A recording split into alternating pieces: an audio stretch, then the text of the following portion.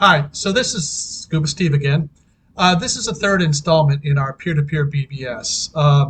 The last time we just went over some basic getting the thing up and running and getting a peer address. Now what we're going to do is we're going to implement a basic ping between two nodes on the local network.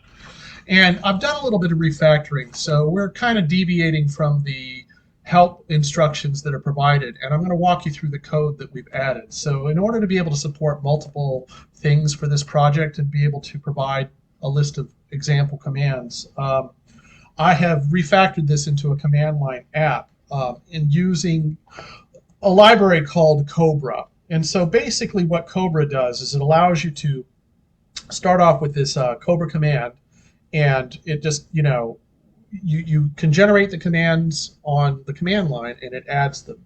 So for example, if I were just to, run my little program here without any commands, I would get a command line description. And that's functionality that's provided by Cobra Command. So in this case, this program has a PingPong command, there's a help command, and then there is a bash completion command, which we're not going to really get into. And it just basically gives you the help by default. So when you go into the root command is generated when you do Cobra CLI init, and it generates this code.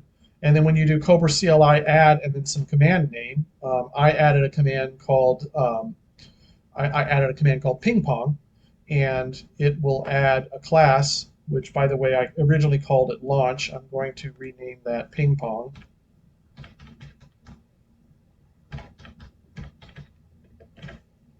And that implements the PingPong command. So what the PingPong command does is it extracts a command line. So in here, we initialize this. We say we want to be able to support this command line argument. All right, so shorthand is P or longhand is remote peer.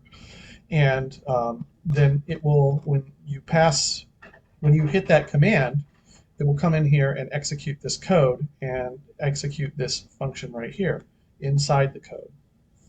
And in this case, I've extracted out a lot of the logic to this PingPong server struct and some struct methods so that we can have some information hiding and so on and so forth.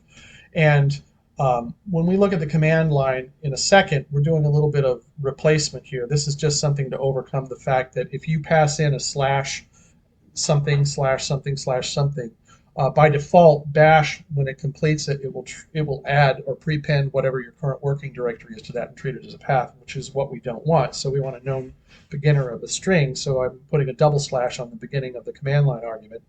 And then in here, what we needed to convert it into a single slash. And when we get in here, it's just going to hit this run command. And so run comes down in here.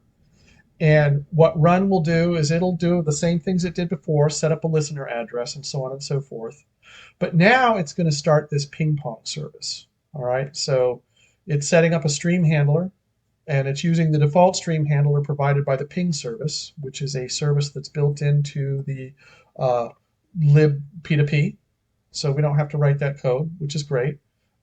Again, we're just printing out the address info. All right, so in here, we're going to look at that, printing out the lib node address in a minute. And then if we've specified a peer, which we do up here, right there, when we extract that off the command line, we put that into this PingPong server structure, and now it is part of the member variables of here. So we've just got some member variables, internal member variables for PingPong server, so that we don't have to pass things around to each function, and we can just leverage the class variables instead. So in this case, and they're not classes. In Go, there's no such thing as classes, but it's fundamentally it's the same concept. It's object-oriented programming at the end of the day, because you're adding methods to structs. At any rate, so you go in here. If we are doing a ping, so if we specify a remote peer, we're just going to send pings out and quit.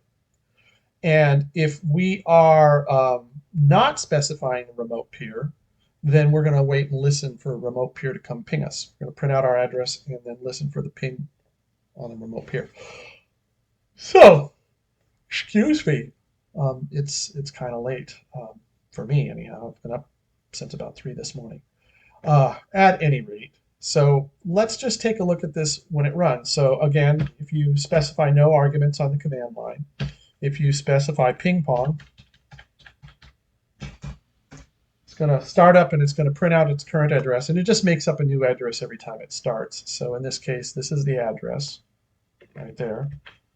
Then I'm going to come on over here and I'm going to put that address in, and I want you to pay attention. I'm just in this code, I'm putting this extra double slash there so that we can make it interpret the command line parameter correctly.